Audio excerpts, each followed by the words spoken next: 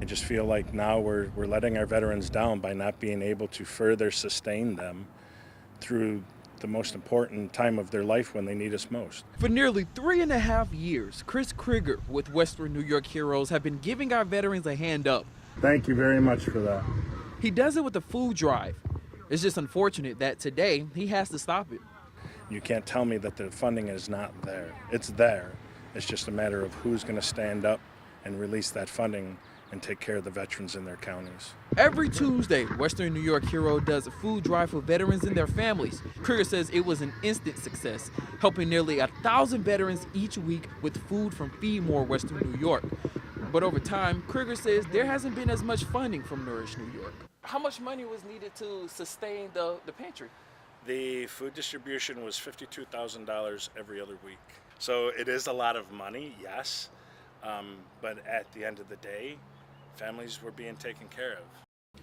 And it was right here in this parking lot where the organization would hold the food drive. It was super emotional for Chris at the thought of this initiative would soon come to an end. But that wasn't until he got a phone call last night from Stephanie's speaker. Some people can't get to the stores, and at least you have this program that helps the veterans and can feed them more. Stephanie is trying to get a grant to fund the program. A lot of people depend on this program, and I'm trying to save it.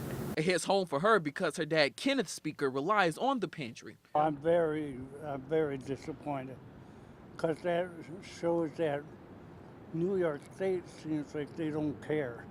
In order for the organization to continue receiving funding, it will have to be through the Hunger Prevention Nutrition Assistant Program, which will require WNY Heroes to serve everyone in need. But Kreiger says his mission is to serve veterans.